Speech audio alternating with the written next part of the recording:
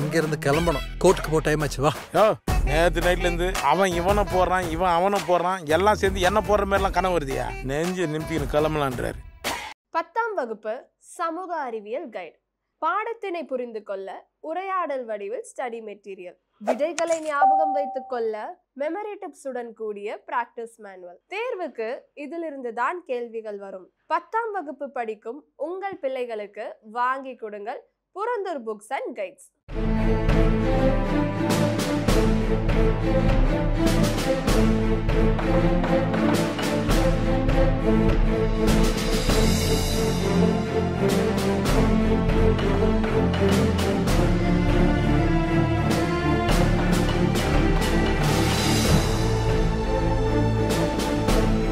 தலைவன் தலைவி படம் ஓடுற அளவுக்கு ஏன் மாரிசன் படம் ஓடலை சார்? அதுக்கு முக்கியமான காரணம் மாரிசன் படத்தை பொறுத்த வரைக்கும் இந்த சினிமா உலகத்தில் இருக்க எல்லாருக்கும் கடந்த வாரம் வந்து ஃபோன் எல்லாமே பார்த்தா, சார் அந்த ஃபங்க்ஷனுக்கு ஏதாவது 2 டிக்கெட் எனக்கு வாங்கி தர முடியுமா, 3 டிக்கெட் வாங்கி தர முடியுமா. நேற்று ஒரு தயாரிப்பாளர் எனக்கு ஃபோன் பண்ணார். என்ன தான் அந்த கூலி ஆடியோ ஃபங்க்ஷன் ஒரு அட்ராக்ஷன் எனக்கு தெரியல, அப்படி ஒரு பரபரப்பு இருக்குது. அன்பரது சார் டைரக்ஷனில் தான் கமல்ஹாசன் நடிக்க போகிறதா நியூஸ் வருது. எது சார் உண்மை? எந்த படத்தில் தான் அவர் ஃபஸ்ட்டு நடிக்க போகிறாரு? உனக்கு இருக்கிற குழப்பத்தோட பெரிய குழப்பம் கமல்ஹாசன் இருக்குது அப்படின்னு நினைக்கிறேன். இந்த 2 படத்துல எந்த படத்தை முதல்ல ஆரம்பிக்கிறது அப்படின்னு. ஹவுஸ்மேட்ஸ் படம்லாம் லாஸ்ட் சீன்லாம் ரொம்ப எமோஷனலாக இருந்தது. ஒரு மாதிரி எமோஷனலாக கனெக்ட் ஆச்சு. நிறைய பேர் அழுதுருக்காங்க சார். ஹவுஸ்மேட்ஸ் படத்தை பொறுத்த வரைக்கும் அந்த படத்தினுடைய ப்ரொடியூசர் சிவகார்த்திகேயன் ஒரு விஷயத்தில் அப்ரிஷியேட் பண்ணேன். என்னென்னா,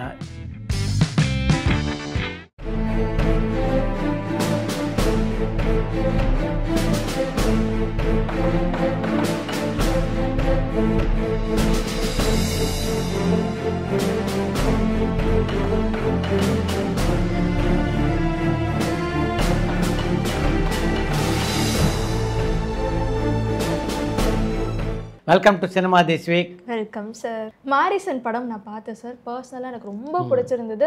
ஃபஹத் ஃபாசில் சார் அண்ட் வடிவேல் சாரோட காம்போ மாஸாக இருந்தது. ஆனந்த விகடனில் 44 மார்க் கொடுத்துருக்காங்க. நம்ம வடிவேல் சார் அண்ட் ஃபஹத் ஃபாசில் சாரை பற்றி அவ்வளோ அழகாக எழுதியிருக்காங்க. அந்த கதையை பற்றியுமே அவ்வளோ அழகாக எழுதியிருக்காங்க. அந்த படத்து கூட தான் தலைவன் தலைவி படமும் ரிலீஸ் ஆச்சு. தலைவன் தலைவி படம் ஓடுற அளவுக்கு ஏன் மாரிசன் படம் ஓடலை சார்? அதுக்கு முக்கியமான காரணம் மாரிசன் படத்தை பொறுத்த வரைக்கும் அதுக்கு ப்ரொமோஷன் இல்லாது தான். நிறைய பேருக்கு அப்படி ஒரு படம் வந்ததே தெரியல. எப்போவுமே ஒரு படத்தை பொறுத்த வரைக்கும் ஒன்று அந்த பாட்டை முன்னாடி இப்போல்லாம் சாதாரணமாக என்ன பண்ணுவாங்கன்னா, படம் வெளிவரத்துக்கு 1 மாதம் 2 மாதம் முன்னாடியே அந்த படத்தினுடைய பாட்டை ரிலீஸ் பண்ணுவாங்க. அந்த பாட்டு போய் ஜனங்கிட்ட ரீச் ஆகிடும். இப்போ தலைவன் தலைவி படத்தை கூட சொல்லணுன்னா, அதில் இந்த பொட்டல முட்டாய் அப்படின்ற பாட்டு இருக்குல்ல, அது ஒரு 2 மாதம் முன்னாடியே ரிலீஸ் ஆன பாட்டு. அது ஜனங்க மத்தியில் அவ்வளோ பெரிய ரீச் ஆகிடுது. அந்த படத்துக்கு முதல் நாள் ஓப்பனிங் வர்றதுக்கு அந்த படத்தினுடைய ட்ரெய்லர் ஒரு பக்கம் காரணம்னா, இன்னொரு பக்கம் அந்த படத்தினுடைய அந்த சாங் ஒரு காரணம். அதே மாதிரி தான் மாரிசன் திரைப்படத்தில் இந்த ட்ரெய்லர் கூட ஜனங்களுக்கு அட்ராக்ட் பண்ணிச்சுன்னு தான் சொல்லணும். அதுக்கு முன்னாடி ஒரு ப்ராப்பரான ப்ரொமோஷன் பண்ணியிருந்தாங்கன்னா நிச்சயமாக ஜனங்களை தேட்டருக்கு கொண்டு வந்துருக்குது. இப்போல்லாம் சாதாரண படங்களுக்கு பார்த்தா சின்ன சின்ன படங்களுக்கே எல்லா ஊருக்கும் ப்ரொமோஷனுக்கு எல்லா நட்சத்திரங்களும் போகிறாங்க. இப்போ கடந்த வாரம் இந்த வெள்ளிக்கிழமை ரிலீஸ் ஆன அக்யூஸ்ட் அப்படின்ற படம் சின்ன படம். ஆனால் அந்த படத்துக்கு அந்த நடித்த கலைஞர்கள், டெக்னீஷியன்ஸ் எல்லாரும் ஊராக போய் எல்லா ஊர்லேயும் போய் அந்த படத்தை பிரபலப்படுத்துறதுக்கு அந்த காலேஜில் போய் ஜனங்களை மீட் பண்ணி இப்படி பண்ணாங்க. இதுக்கு முன்னாடி எடுத்துட்டோம்னா பொன்னியின் செல்வன், விக்ரம் போன்ற படங்களுக்கெல்லாம் எப்படிப்பட்ட ஒரு கேம்பெயின் நடந்தது. கமல்ஹாசன், மணிரத்னம், விக்ரம், ஜெயம் ரவி எல்லாரும் எல்லா ஊருக்கும், இங்கே மட்டும் இல்லை துபாய் வரைக்கும் போய் அந்த படத்தை வந்து பாப்புலரைஸ் பண்ணாங்க. அப்படி தான் இப்போ செயல்பட்டுக்கிட்டு இருக்க சினிமா உலகம். அப்படிப்பட்ட சினிமா உலகத்தில் எந்த பப்ளிசிட்டியும் இல்லாமல் அந்த படமாக தான் நான் மாரிசன் படத்தை பார்க்குறேன். அதுக்கு முக்கியமான காரணம் என்னென்னா, பல பேர் சொல்கிறாங்க வடிவேல் இந்த ப்ரொமோஷனுக்கு வரமாட்டேன்னு சொல்லிட்டார். வடிவேல் அதுக்கு என்ன காரணம் சொல்லியிருக்காருன்னா, பத்திரிக்காரங்க ஏதாவது குண்டங்க மண்டங்கன்னு கேட்பாங்க, என்னால் பதிலெலாம் சொல்ல முடியாது அப்படின்னு சொல்லியிருக்காரு. இதே பத்திரிக்காரர் தானே வடிவேலு தலையில் தூக்கி வச்சு கொண்டாடி இந்த அளவுக்கு வாழ்த்தி கொண்டு வந்தாங்க. இன்றைக்கும் பார்த்தா வடிவேலுடைய நடிப்பு திறனையும் வடிவேலுடைய அந்த காமெடியும் கொண்டாடுறவங்க தான் நம்ம பத்திரிக்கையாளர். எங்கேயோ ஒரு சில இடத்துல அது மாதிரி கேள்வி கேட்க தான் செய்வாங்க. அதுக்காக மொத்தமாகவே அவங்கள சந்திக்கிறது அவாய்ட் பண்ணுறதுன்றது எப்படி நல்லாயிருக்கும். அவர் மட்டும் இந்த பத்திரிகையாளர் சந்திப்புக்கு வந்து ஒரு 4-5 ப்ரொமோஷன்ஸ்க்கெல்லாம் போய் ஒரு சில ஊர்களுக்கெல்லாம், முக்கியமான ஊர்களுக்கு, அதாவது சென்னையில் ஒரு நிகழ்ச்சி பண்ணியிருக்கலாம், கோயம்புத்தூரில் பண்ணியிருக்கலாம், திருச்சி, மதுரை, இது மாதிரிக்கெல்லாம் ஊருக்கெல்லாம் போய் இந்த படத்தை கொஞ்சம் பாப்புலரைஸ் பண்ணியிருந்தாங்கன்னா நிச்சயமாக இந்த படம் இன்னொரு நல்ல வசூலை பெற்றிருக்கோம் அப்படின்னு தான் உண்மை. ஏன்னா பல பத்திரிகையாளர் இந்த படத்தை பாராட்டியிருக்காங்க, படம் பார்த்தவங்களும் பாராட்டுறாங்க. ஆனாலும் எங்கேயோ அந்த படம் வந்து ஜனங்களுக்கு போய் சேரலைன்னா ஜனங்களுக்கு இந்த படத்தை பற்றி ஒரு விழிப்புணர்வே இல்லை. அதுதான் முக்கியமான காரணம் அப்படின்னு நான் நினைக்கிறேன். பொதுவாக இன்றைக்கி ட்ரெண்ட் எப்படி இருக்குன்னா ஜனங்களை பொறுத்த வரைக்கும் அவங்களுக்கு படத்தை கொண்டு போய் ரீச் பண்ண வைக்கிறது ரொம்ப முக்கியம். அப்போ தான் ஒரு படம் வந்து வெற்றி பெற முடியும். இப்போ தலைவன் தலைவி தமிழில் மட்டும் இல்லாமல் தெலுங்குலேயும் மிகப்பெரிய வெற்றி பெற்றிருக்குன்னா அதுக்கு முக்கியமான காரணம் அதுக்கான ரீச் தான். இங்கே படம் ஓட ஆரம்பிச்சோடனே எல்லா வலைத்தளங்கள்லேயும் எல்லா பத்திரிகையிலும் பார்த்தா அந்த படம் சூப்பர் ஹிட்டு, விஜய் சேதுடைய திரைப்படத்தில் இது வரைக்கும் இல்லாத வசூல் இந்த படம் பெற்றிருக்கு. இதெல்லாம் படிக்கும்போது தெலுங்கு ஆடியன்ஸுக்கு ஆட்டோமேட்டிக்காக அந்த படத்தை பார்க்கணும் அப்படின்னு தோணலை. இந்த விளம்பரப்படுத்துறது ரொம்ப முக்கியம். அது ஏன் தான் கான்சென்ட்ரேட் பண்ணாமல் இருக்காங்க அப்படின்னு தெரியல எனக்கு. நீங்கள் சொன்ன மாதிரி தலைவன் தலைவி படத்துலேருந்து அந்த பாட்டு வந்து 2 மாதத்துக்கு முன்னாடி ரிலீஸ் பண்ணிட்டாங்க. ஒரு சைடு நித்யா மேனன் மேமாக இருக்கட்டும், விஜய் சேதுபதி சார் ஆகட்டும், நிறைய இன்டர்வியூஸ் கொடுத்துக்கிட்டே இருந்தாங்க. இன்னொரு பக்கம் பாண்டியராஜ் ஒரு படத்தை பற்றி இப்படி மாறி மாறி அந்த படம் சம்மந்தப்பட்டவங்க எல்லாரும் பேசும்போது இப்போ நம்முடைய சாய் சித்ரா நேர்காணலில் கூட விஜய் சேதுபதி இந்த படத்தை பற்றி ஏறக்குறைய 1/2 hour பேசியிருந்தார். ஆமாம், இது அப்போ எல்லாருக்கும் போய் ரீச் ஆகும் இல்லையா? அது ரொம்ப முக்கியம். சார் இன்னொரு விஷயம் சார், வர August 23 நம்ம அனிருத் சாரோட கான்சர்ட் நடக்க போகுது. ஸோ அந்த அனிருத் சாரோட கான்சர்ட் நடக்க போகுதுன்னு தெரிஞ்சாலும் எல்லாருமே அவ்வளோ சந்தோஷமாயிடுறாங்க, அவ்வளோ வைப் பண்ண ஆரம்பிச்சிடுறாங்க. கண்டிப்பாக சார், எனக்கு அனிருத் சார் சாங்லாம் ரொம்ப பிடிக்கும் இல்லையா?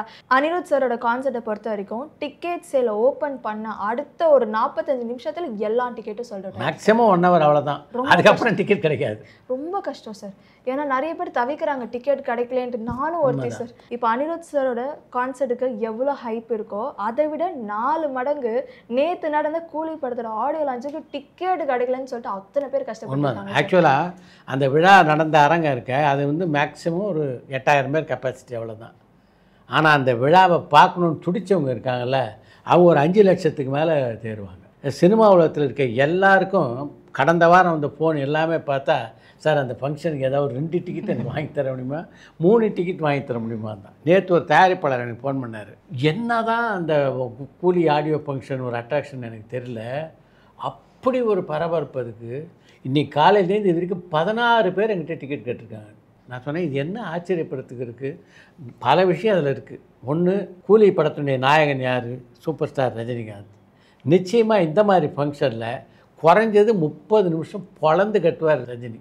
அதில் பல குட்டி கதைகள்லாம் இருக்கும். ரஜினிகாந்துடைய ஆடியோ ஃபங்க்ஷனை பொறுத்த வரைக்கும் அந்த பாடலை கேட்குறதுக்காக வர்றதவங்களை விட ரஜினியோட பேச்சை கேட்க வர்றவங்க தான் அதிகம். அந்த 30 நிமிஷம் பேச்சு டெஃபினட்டாக ஒரு மஸ்மரைசிங்கான பேச்சாக இருக்கும். அதை கேட்கறதுக்கு தான் நிறைய பேர் வருவாங்க. ப்ளஸ் இந்த படத்தை பொறுத்த வரைக்கும் லோகேஷ் கனகராஜ் ரஜினிகாந்த் முதல் முறையாக இணையிறாங்க அப்படின்றனால இதுக்கு ஹைப்பு பயங்கரமாக இருக்குது. இதையெல்லாம் தாண்டி அந்த ஃபங்க்ஷனுக்கு யார் யார் வரப்போகிறாங்க, யார் யார் கலந்துக்க போகிறாங்கன்றது ஒரு பெரிய சர்ப்ரைஸ் பேக்கெட். அது அங்கே போனால் தான் தெரியுன்ற அளவுக்கு நீ தாக்கிட்டாங்க. அதனால தான் அப்படி ஒரு எக்ஸ்பெக்டேஷன் இந்த ஃபங்க்ஷனுக்கு. இப்போவே இப்படி இருக்குது, டிக்கெட் சேல்ஸ் தொடங்கினோடனே என்ன ஆக போகுது அப்படின்னு தெரியல. அந்த அளவுக்கு ஒரு பரபரப்பான ஒரு எதிர்பார்ப்பு கூலி திரைப்படத்துக்கு இருக்கிறது உண்மைதான் சார். இன்னொன்று, ரஜினிகாந்த் சார் ப்ளஸ் மேடை plus mic is equal to mass sir. Super super super. Rajinikanth சாரை பற்றி பேசியாச்சு, அடுத்ததாக கமல்ஹாசன் சாரை பற்றி பேசி ஆகணும் இல்லையா சார்? நேச்சுரல். நீங்கள் ஆல்ரெடி சொல்லியிருந்தீங்க அடுத்த படம் கமல்ஹாசன் சார் அருண்குமார் டைரக்ஷனில் தான் நடிக்க போகிறான்னு சொல்லியிருந்தீங்க. ஆனால் இப்போது அன்பறிவு சார் டைரக்ஷனில் தான் கமல்ஹாசன் நடிக்க போகிறதா நியூஸ் வருது. எது சார் உண்மை? எந்த படத்தில் தான் அவர் ஃபஸ்ட்டு நடிக்க போகிறாரு? இப்போ உனக்கு இருக்கிற குழப்பத்தோட பெரிய குழப்பம் கமல்ஹாசன் இருக்குது அப்படின்னு நினைக்கிறேன். இந்த 2 படத்துலையும் எந்த படத்தை முதல்ல ஆரம்பிக்கிறது அப்படின்னு அவங்க இன்னி வரைக்கும் முடிவு பண்ணல அப்படின்றது தான் உண்மை. முதல்ல அருண்குமார் டைரக்ஷனில் தான் ஃபஸ்ட் பண்ணுறதா இருந்தாங்க. நடுவில் அதில் வந்து கொஞ்சம் அந்த படம் ஸ்கிரிப்ட் ஒர்க்கெல்லாம் தள்ளி போகவே அன்பறிவு டைரக்ஷனில் அந்த படத்தை ஸ்டார்ட் பண்ணிடலாம் அப்படின்ற ஒரு முடிவுக்கு வந்திருந்தார். அந்த படத்தை தான் அடுத்து ஆரம்பிக்க போகிறாங்க அப்படின்னு பத்திரிகைலாம் கூட செய்திகள் வந்ததை பார்த்துருப்பேன். ஆனால் இப்போ அதுவும் முடிவு பண்ணதாக தெரியல. இதுக்கு நடுவில் பார்த்தா அவர் இப்போ ராஜ்யசபா எம்பி ஆகிருக்கார் இல்லையா, அதனால் மக்கள் அந்த கொடுத்த அந்த பொறுப்பு இருக்குல்ல, அந்த பொறுப்பை முறையாக ஏற்று செயல்படணும் அப்படின்னு நினைக்கிறாரு. பாராளுமன்ற கூட்டம் நடக்கிற எல்லா நாட்களும் அங்கே இருக்கணும் அப்படின்னு முடிவு பண்ணிட்டார் அவர். அதனால் இந்த மாதம் எப்படி பார்த்தாலும் குறைஞ்சது 20 நாட்கள் பாராளுமன்றத்திலே அவருக்கு போயிடும். இதுக்கப்புறம் அவர் வந்து தான் எந்த படத்தை நடிக்கிறது அப்படின்னு முடிவெடுக்கணும். அன்பறிவு படத்தை பொறுத்த வரைக்கும் ஏற்கனவே ஒரு ரவுண்டு கதை டிஸ்கஷன்லாம் பண்ணி முடிச்சிட்டாங்க. அருண்குமார் திரைப்படத்தை பொறுத்த வரைக்கும் அந்த படத்துடைய ஸ்கிரிப்ட் ஒர்க் இன்னும் முடிஞ்சு கமல்ஹாசன்ட்ட முழுமையாக அந்த ஸ்கிரிப்டை பற்றி அருண்குமார் பேசியிருந்தா தெரியல. இவர் பேசினதுக்கு அப்புறம் தான் இதை பற்றி ஒரு முடிவு எடுப்பாங்க. இந்த 2 படத்தில் எந்த படத்தில் முதல்ல நடிக்க போகிறார் கமல்ஹாசன் அப்படின்னு முடிவெடுக்கிறதுக்கே நிச்சயமாக எனக்கு தெரிஞ்சு 1 மாதம் ஆகும் அப்படின்னு நினைக்கிறேன். இதில் இன்னொரு விஷயத்தை நம்ம பதிவு பண்ணணும். ஏன்னா அடுத்த எலெக்ஷனுக்கு முன்னாடி 2 படத்தையும் நடித்து முடிச்சிடுவார் அப்படின்றதான் என்னுடைய எதிர்பார்ப்பாக 2 மாதத்துக்கு முன்னாடி இருந்தது. நான் என்ன நினச்சேன்னா அருண்குமார் டைரக்ஷனில் வந்து முதல்ல ஒரு 3 மாதம் நடித்து முடிச்சிட்டாருன்னா அதுக்கப்புறம் அன்பரு டைரக்ஷனில் ஆரம்பித்தாருன்னா அடுத்த எலெக்ஷனுக்கு முன்னாடி அந்த படத்தினுடைய படப்பிடிப்பு முடிஞ்சிடும் அப்படின்னு நான் நினச்சேன். இப்போ போகிற போக பார்த்தா இந்த 2 படத்தில் ஏதாவது ஒரு படத்தில் தான் அவர் எலெக்ஷன் முன்னாடி நடிக்கிறதுக்கு வாய்ப்பு இருக்குது. இன்னொரு படம் நிச்சயமாக எலெக்ஷன், அதாவது அடுத்த வருஷம் பொது தேர்தலுக்கு அப்புறம் தான் 2026 மே அல்லது ஜூனுக்கு அப்புறம் தான் அடுத்த படத்துடைய படப்பிடிப்பு ஸ்டார்ட் ஆகிறதுக்கு வாய்ப்பு இருக்குது. ஆனால் எனக்கு இதில் இன்னொரு doubt sir. Kamal Haasan sir big Boss show host பண்ணிட்டு இருந்தாரு. ஆமாம். பட் லாஸ்ட் இயர் மட்டும் அவர் படத்தில் commit ஆனனால Vijay Sethupathi sir host பண்ணார். இந்த வாட்டி எப்படி சார்? பிக் பாஸை பொறுத்த வரைக்கும் திரும்பவும் கமல்ஹாசன் அந்த நிகழ்ச்சியை தொகுத்து வழங்குவாரா அப்படின்ற ஒரு எதிர்பார்ப்பு நிறைய பேர்கிட்ட இருக்குது. அதே நேரத்தில் இன்னொரு விஷயத்தையும் சொல்லணும், விஜய் சேதுபதியும் வந்து மிகச்சிறப்பாக அந்த நிகழ்ச்சியை தொகுத்து வழங்கியிருந்தார். அதனால் அவருக்கும் பெரிய ஃபேன் பேஸ் வந்து பிக் பாஸை பொறுத்த வரைக்கும் அமைஞ்சிருச்சு. இந்த செஷனையும் வந்து விஜய் சேதுபதி தான் பண்ண போகிறாரு. அடுத்த பிக் பாஸ் வந்து அக்டோபரில் ஸ்டார்ட் பண்ணுறதா இருக்காங்க. அதுக்கு தகுந்த மாதிரி தான் தன்னுடைய படங்கள் ஷூட்டிங் எல்லாம் கூட பிளான் பண்ணிக்கிட்டு இருக்காரு விஜய் சேதுபதி. வாரம் 5-6 படம் கிட்ட ரிலீஸ் ஆகுது சார். அதில் ஒரு படமும் 2 படம் தான் ரசிகர்களை அட்ராக்ட் பண்ணுது. சில வாரத்தில் பார்த்தோம்னா ஒரு படம் கூட அட்ராக்ட் பண்ணாமல் போகிறதும் உண்டு. ட்ரூ சார், உண்மை சார். ஆனால் கடந்த வாரம் ரிலீஸ் ஆன படத்திலே 2 படம் ரசிகர்களை அட்ராக்ட் பண்ணியிருக்குன்னு சொல்லலாம். என்ன படம்னா ஹவுஸ்மேட்ஸ் அண்ட் அக்யூஸ் படம் சார். ஹவுஸ்மேட்ஸ் படம்லாம் லாஸ்ட் சீன்லாம் ரொம்ப எமோஷ்னலாக இருந்தது. ஒரு மாதிரி எமோஷ்னலாக கனெக்ட் ஆச்சு. நிறைய பேர் அழுதுருக்காங்க சார். ஹவுஸ்மேட்ஸ் படத்தை பொறுத்த வரைக்கும் அந்த படத்தினுடைய ப்ரொடியூசர் சிவகார்த்திகேயன் ஒரு விஷயத்தில் அப்ரிஷியேட் பண்ணேன். என்னென்னா இது மாதிரி நல்ல சப்ஜெக்டை வந்து படமாக இருக்கணும் அப்படின்ற ஒரு முயற்சியில் இருக்கார். ஒரு ஸ்டார்ஸை வச்சே கூட இன்றைக்கி சிவகார்த்திகேயன் இருக்கிற செல்வாக்குக்கு மிகப்பெரிய நட்சத்திரங்களை வச்சு கூட படம் எடுக்கலாம் அவர். ஆனால் அதை விட நல்ல கதைகள் உள்ள ஒரு நல்ல புது டெக்னீஷியன்ஸை ஊக்குவிக்கணும் அப்படின்னு நினைக்கிறாரு. சின்ன பட்ஜெட்டில் படங்கள் பண்ண நினைக்கிறார். அதெல்லாம் அப்ரிஷியேட்டபிள் தான். ஆனால் அவருடைய படம் அப்படின்போது குறைஞ்சபட்சம் அவர் அந்த நிகழ்ச்சிக்கு வந்து அந்த படத்தை ப்ரொமோட் பண்ண வேணாமா. இந்த சிவகார்த்திகேயன் இந்த படத்தை ப்ரொமோட் பண்ணியிருந்தாருன்னா இன்னும் கொஞ்சம் கூடுதலாகவே அந்த படம் ஆடியன்ஸ் அட்ராக்ட் பண்ணியிருக்கும். அந்த படத்துக்கு கூடவே வந்து அக்யூஸ்ட் படத்தை பற்றி இப்போ நீ சொல்கிறல்ல, அந்த படத்தை ப்ரொமோட் பண்ணுறதுக்கு அந்த மொத்த டெக்னீஷியன்ஸும் போன வாரம் பூரா அப்படி ஒர்க் பண்ணாங்க. பல ஊர்களுக்கு ட்ராவல் பண்ணாங்க, பல பத்திரிகைகளை வந்து பேட்டி கொடுத்தாங்க, இப்படி நிறைய பண்ணாங்க. அது மாதிரி சிவகார்த்திகேயன் இந்த படத்தை வந்து இன்னும் கொஞ்சம் ப்ரொமோட் பண்ணியிருந்தாருன்னா அந்த படம் பெரிய அளவில் வெற்றி பெற்றிருக்கும் அப்படின்றது என்னுடைய ஐடியா. ஆனால் சிவகார்த்திகேயன் சாரும் அந்த படத்தை பார்த்துட்டு நல்லா இருக்குது அப்படின்னு சொல்லியிருந்தாங்க. ஈவன் டைரக்டர் ஹெச் வினோத் சாருமே வந்துட்டு அந்த படத்தை பார்த்துட்டு நல்லா வைட் இல்லை, படத்தை பொறுத்த வரைக்கும் எல்லோரும் நல்லா இருக்குன்னு தான் அப்ரிஷியேட் பண்ணுறாங்க. நான் என்ன சொல்கிறேன்னா, இது ஆடியன்ஸுக்கு போய் ரீச் பண்ணுறதுக்கு, அதாவது பல படங்களில் சூர்யா வந்து அவருடைய பேனரில் ரிலீஸ் பண்ணியிருந்தார் 2D படத்தை. எதுக்குன்னா அந்த படம் நல்ல படமாக இருக்குது, நம்ம பேனரில் வரும்போது அந்த படத்துக்கு கொஞ்சம் கூடுதலாக வந்து அட்ராக்ஷன் கிடைக்கும். அந்த படத்தை ப்ரொமோட் பண்ணுறதுக்கு அவங்க பேசணும். அந்த படத்தை பற்றி ஒரு பக்கம் சூர்யா பேசுவார், இன்னொரு பக்கம் கார்த்தி பேசுவார். அப்போ அந்த படத்து மேலே ஜனங்களுக்கு இன்னும் கொஞ்சம் ஒரு கான்ஃபிடன்ஸ் வரும், இவங்களே நல்லா அப்ரிஷியேட் பண்ணுறாங்க. அது மாதிரி ஒரு 2 மீட்டு அது மாதிரிலாம் பண்ணால் இன்னும் கொஞ்சம் பெட்டராக இருந்திருக்கும் அப்படின்றது என்னுடைய ஐடியா. சந்தானம் சார் வருஷத்துக்கு அட்லீஸ்ட் 2 படத்துலையாச்சும் நடித்து ரிலீஸ் பண்ணிடுவாங்க சார். ஆனால் சமீபத்தில் அவரை பற்றின பேச்சே காணாமல் சார். ஏதாவது படத்தில் நடிச்சிட்டு இருக்காரா? உண்மைதான். சந்தானத்தை பொறுத்த வரைக்கும் ஹீரோ ஆகிறது அப்படின்ற முடிவெடுத்ததுக்கு பின்னால் எல்லா வருஷமும் பார்த்தா ஒரு படம் 2 படம் அப்படி வந்துகிட்டே இருக்கும். அதில் வந்து ஓரிரு படங்கள் மிகப்பெரிய வெற்றியும் பெற்றிருக்கு. அது மாதிரி தன்னுடைய ட்ராக்கில் போயிட்டு இருந்தவரை வந்து கொஞ்சம் மாற்றினா என்ன அப்படின்னு சினிமாவில் நிறைய பேர் நினச்சாங்க. அது மட்டும் இல்லாமல் சந்தானம் வந்து ஒரு ஃபேண்டாஸ்டிக் காமெடி ஆர்டிஸ்ட்டு. அவர் படத்தில் இருந்தால் அந்த படத்துக்கே ஒரு பலம். அதே மாதிரி சந்தானத்தை பொறுத்த வரைக்கும் பொருளாதார ரீதியாக அவர் காமெடினாக இருந்தபோது சம்பாரிச்சது இருக்கே அது மிக பெருசு. ஹீரோவானதுக்கு பின்னாடி அவர் அந்தளவு சம்பாரிச்சாரானா இல்லை அப்படின்னு தான் சொல்லணும். இன்னும் சரியாக சொல்லணும்னா பொருளாதார ரீதியாக சில இழப்புகள் கூட அவருக்கு ஏற்பட்டது. அதெல்லாம் சேர்ந்து தான் சில நண்பர்கள் ஏன் ஒரு டபுள் ஹீரோ சப்ஜெக்ட் மாதிரி ஒரு சப்ஜெக்டை சூஸ் பண்ணி நடிக்கக்கூடாது அப்படின்னு அவருக்கு சொல்லிக்கிட்டே இருந்தாங்க. அப்படி ஒரு நல்ல வாய்ப்பு சிம்பு படத்தில் அமைஞ்சது. சிம்புவுக்கும் அவருக்கும் ஒரு நல்ல பாண்டிங் எப்பவுமே. ஏன்னா சிம்பு தான் சந்தானத்தை வந்து சினிமா படத்தில் கொண்டு வந்தவர். அதனால் அவங்களுக்கு 2 பேருக்கும் பாண்டிங். சிம்பு படத்தில் நீங்கள் நடிக்கணும் அப்படின்னு சொன்னோடனே உடனடியாக ஒத்துக்கிட்டார் சந்தானம். அந்த படத்தில் சிம்புவுக்கு ஈக்குவலான ஒரு ரோல் தான் இருந்தது. அந்த படத்துடைய படப்பிடிப்பு ஆக்சுவலாக பார்த்தா 2-3 மாதம் முன்னாடியே ஸ்டார்ட் ஆகிருக்கும். இது நடுவில் சிம்பு அடுத்தடுத்து நடிக்கிற படங்களில் பல குழப்பங்கள். இப்போ வெற்றிமாறனுடைய இயக்கத்தில் ஒரு படம் நடிக்க ஆரம்பித்தார். அந்த படம் அப்படியே பாதியில் ட்ராப் ஆகி இப்போ ஒரு பேங்காக்கில் இருக்கார். அடுத்து என்ன பண்ண போகிறாருன்னு தெரியல, யார் படத்தை நடிக்க போகிறாருன்னு தெரியல. வரிசையாக லைன் அப்பில் நிறைய படம் இருக்குது. ஒரு பக்கம் ஏஜிஎஸ் படம் இருக்குது, இன்னொரு பக்கம் ஆகாஷ் பாஸ்கர் தயாரிப்பில் ஒரு படம் இருக்குது. இப்படி பல படங்கள் இருக்குது. ஆனால் எதில் நடிக்க போகிறாரு அப்படின்னு தெரியல. இந்த சிம்புனுடைய சிக்கலில் வந்து சந்தானம் மாட்டிக்கிட்டார் அப்படின்னு தான் சொல்லணும். சிம்புவே எல்லோரும் என்ன சொல்கிறாங்க, மொத்த எக்ஸ்ட்ரானரி ஆர்டிஸ்ட்டு, அதில் யாருக்கும் சந்தேகமே கிடையாது. ஃப்ரேமுக்குள்ளே வந்தார்னா பிச்சு உதறிடுவார் சார் என்எஸ்சின்னு சொன்னாலும் அது யாருக்கும் டவுட் கிடையாது. எல்லாம் அப்ரிஷியேஷன் இருக்குது. ஆனால் பிளான் பண்ணுறாங்களா கேரியர்னா இல்லை, அதுதான் முக்கியம். இப்போ விஜய் அவ்வளோ பெரிய சூப்பர் ஹீரோவாக இருந்த போதும் தன்னுடைய ஒரு படம் முடிஞ்சதுன்னா யூஸ்வலாக என்ன பண்ணுவார், அடுத்து ஒரு மாதம் பிரேக்கு.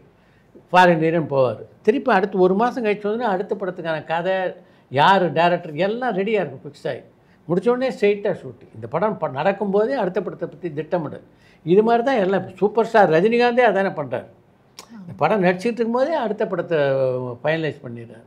அப்படி இருக்கும்போது இவங்கெல்லாம் ஏன் அதை சரியாக பிளான் பண்ண மாட்டேன்றாங்க அப்படின்னு தெரியல. அந்த பிளானிங் மட்டும் இருந்ததுன்னா நிச்சயமாக சிம்புனுடைய ஹைட்டே வேறு மாதிரி இருக்கும். அது ஒன்று தான், இது எப்போ கரெக்ட் பண்ண போகிறார் அப்படின்னும் தெரில அப்படின்றது தான் உண்மை. ஓகே, நன்றி.